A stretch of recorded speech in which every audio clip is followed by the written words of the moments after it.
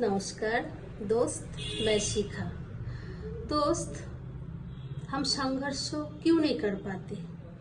हमारे संघर्षों के पीछे दुश्मन कौन है? कहीं मेरा माता पिता तो नहीं? कहीं मेरा पड़ोसी तो नहीं? नहीं, बिल्कुल नहीं। हम संघर्ष कर नहीं सकते सिर्फ हमारे वजह से, हमारे आलस की वजह से। जैसे हम सुबह सोचते, रोज सुबह सोचते सुबह उठ जाएंगे, 4 बजे अलार्म लगाकर सो जाते हैं। फिर हम क्या करते?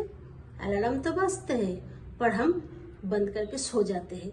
हम सोचते चलो छोड़ो और 5 मिनट के बाद उठेंगे। फिर जैसे ही सो जाते हैं दोबारा, फिर हम 1 घंटा 2 घंटा के बाद जागते हैं।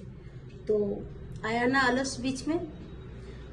तो हम पशु पक्षी से भी हम ना सीख सकते हैं। जैसे बताओ, शेर तो जंगल के राजा है।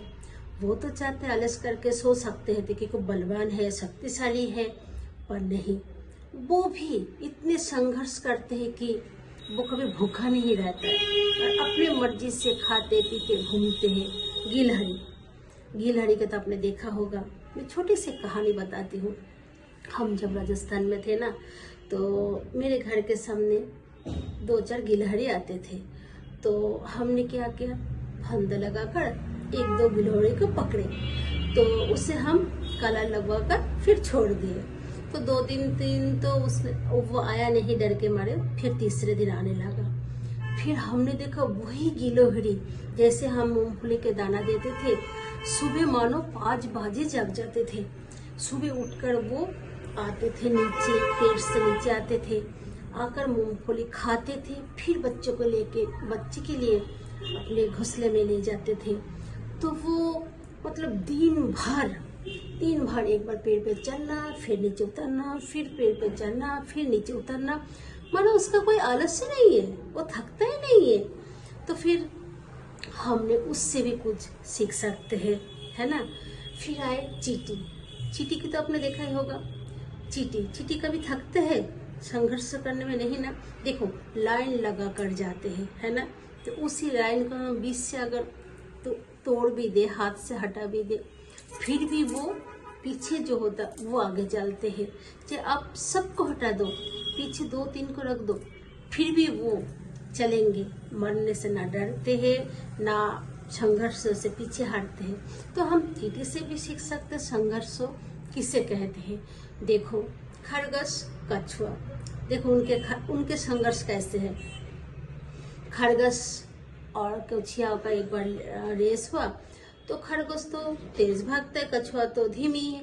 तो खरगोश जा रहा भाग के गया, आधे रास्ते में जाके सो गए।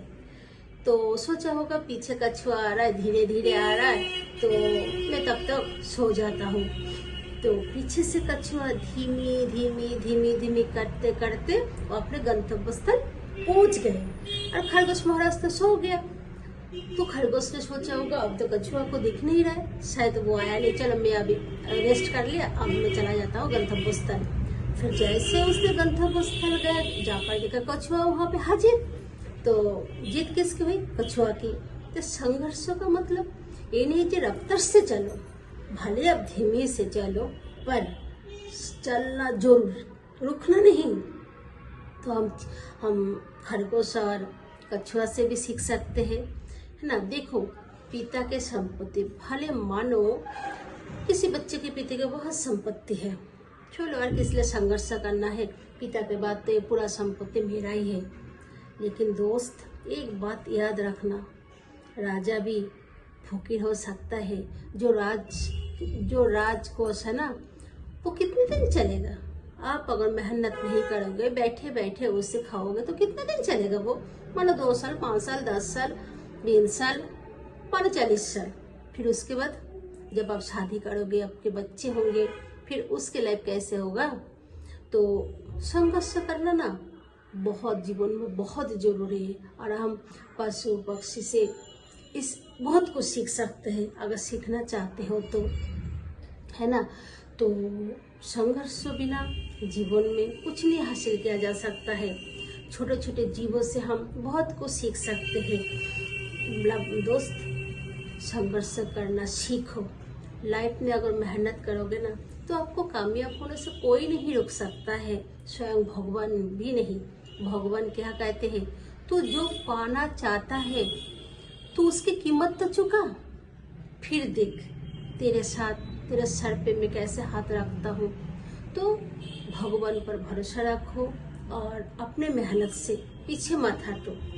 आप जितने मेहनत करोगे उतने ही सफल होगे। आपको सफल होने से कोई पीछे नहीं हटा सकते। भले कोई कुछ बोले, अड़ोस पड़ोस में कोई कुछ भी बोले, पड़ोसों के तो काम ही है कुछ कुछ बोलने दो। आप अपना मेहनत करते जाओ, देखना एक दिन आप सफल होंगे।